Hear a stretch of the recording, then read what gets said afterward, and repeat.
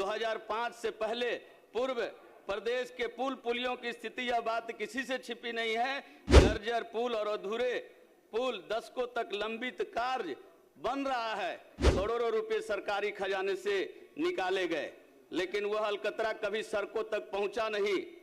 अधिकारियों और ठेकेदारों ने फर्जी बिल और ट्रांसपोर्ट वाउचर पेश किए। जांच में पाया गया कि जिन वाहनों के नंबरों को अलकतरा ढोने वाले ट्रक के रूप में दिखाया गया था। ओरमा ग्रुप, जो सोचता है वो करता है। आपके अपने सपनों का आशियाना। माननीय सदस्य श्री संजय गुप्ता जी, माननीय आप अपना भाषण प्रारंभ करें। माननीय अध्यक्ष महोदय, माननीय सदस्य श्री माननीय अध्यक्ष महोदय, पथ निर्माण विभाग के अनुदान के पक्ष में बोलने का जो मौका आपने दिया है, उसके लिए आपको बहुत बहुत धन्यवाद। सदन के नेता माननीय मुख्यमंत्री नीतीश कुमार जी, उप मुख्यमंत्री सम्राट चौधरी जी, उप मुख्यमंत्री विजय सिन्हा जी और हमारे मुख्य सचेतक, उप मुख्य सचेतक को बहुत बहुत आभार और धन्यवाद। माननीय अध्यक्ष महोदय, आज मैं इस गरिमामय सदन के माध्यम से बिहार की जनता को वह दौर याद दिलाना चाहता हूं, जिसे इतिहास में लालटेन युग के नाम से जाना जाता था, और उसकी तुलना आज के दोनों करेंगे, उसकी तुलना आज के स्वर्णिम युग से भी करना चाहूंगा। पहले आपको पहले आईना में चेहरा तो देख लीजिए, अलकतरा पीने वाले लोगों के साथ हैं। महोदय, यह वही बिहार है जहां 2005 से पहले माननीय सदस्य प्रमोद भैया कह रहे थे कि सड़क में गड्ढा नहीं, गड्ढा में सड़क हुआ करता था। बारिश के दिनों में जब सड़कों पे निकलते थे तो युद्ध के जैसा हालात रहता था कि कब गिर जाएंगे। नदी बना हुआ रहता था, ऐसा कई सड़क था वैसा। यह वही बिहार है जहां एक समय कागज पर ही सड़कें बना दी जाती थी। महोदय, अलकतरा घोटाला को कौन भूल सकता है, जब राजद सरकार में सड़क निर्माण के लिए तेल कंपनियां HPCL, BPCL आदि से अलकतरा खरीदने के नाम पर करोड़ों रुपए सरकारी खजाने से निकाले गए, लेकिन वह अलकतरा कभी सड़कों तक पहुंचा नहीं। अधिकारियों और ठेकेदारों ने फर्जी बिल और ट्रांसपोर्ट वाउचर पेश किए। जांच में पाया गया कि जिन वाहनों के नंबरों को अलकतरा ढोने वाले ट्रक के रूप में दिखाया गया था, वह असल में स्कूटर, रिक्शा और मोपेड के नंबर थे। लगभग 400 करोड़ रुपया से अधिक के इस घोटाले से पूरे देश में बिहार की जो किरकिरी हुई थी, वो हम लोग भूले नहीं हैं। भ्रष्टाचार और लेवी रंगदारी के डर से बड़े इंजीनियर बिहार छोड़कर भाग जाते थे और निर्माण कार्य पूरी तरीके से बाहुबलियों के चुंगल में थी। बड़े से लेकर छोटे कामों तक में गुंडा टैक्स चलता था। अध्यक्ष महोदय, आज परिस्थितियां कितनी बदली है, इसका मैं आंकड़ा के माध्यम से सदन के सामने रखना चाहूंगा। अध्यक्ष महोदय, 1990 से 2005 के बीच में सड़क निर्माण की दर प्रति वर्ष 300 से 400 किलोमीटर हुआ करती थी। आज हम गर्व से कह सकते हैं कि एनडीए के शासन में यह दर बढ़कर के 2500 से 3000 किलोमीटर तक प्रति वर्ष पहुंच गई है। वर्ष 2005 तक प्रदेश के कोने से किसी जगह पहुंचने में 12 से 15 घंटा लगता था। हमको तो लगता है कि यहाँ से आज बेगूसराय हम 2 घंटे में पहुंचते हैं, जबकि रास्ते में फतुआ पहुंचने में लग जाता था 3-4 घंटा, यहाँ मसौड़ी पार करने में लगता था। आज हम लोग 2 घंटे में गया और बेगूसराय कहीं भी 5 घंटे में पहुंच सकते हैं। आगे हम लोगों का लक्ष्य है इसको घटा करके 3 से 4 घंटा तक करने को लेकर के आना है।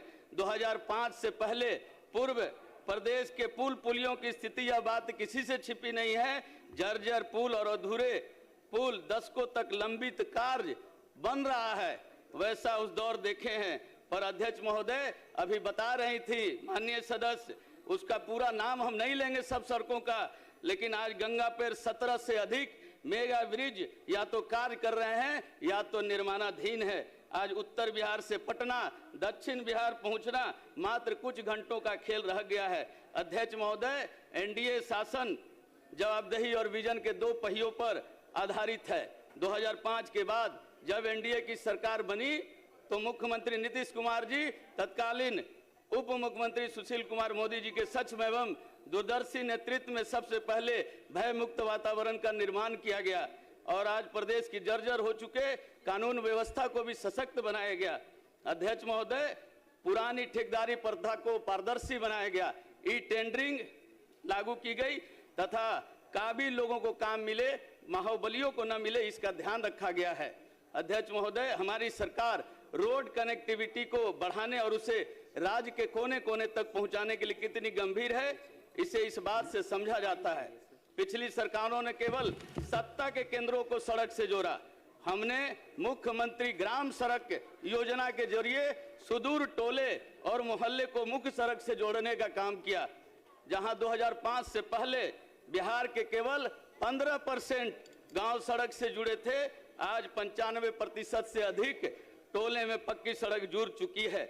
जहां हमारा बजट जो पहले था 200 करोड़ के लगभग था, आज हमारा जो बजट है 18,716 करोड़ रुपए का है। यह हमारा कई गुणों में वृद्धि है।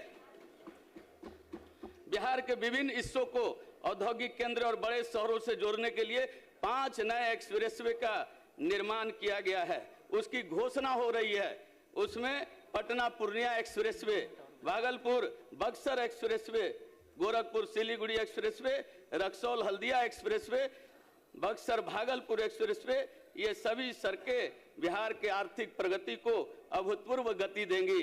मुख्यमंत्री ग्राम सड़क योजना के तहत ग्रामीण क्षेत्रों में 3000 किलोमीटर नई सड़क बनाने का भी लक्ष्य रखा गया है। यह बिहार को बदलने के लिए दृढ़ निश्चय और संकल्प का नीतिगत आधार है।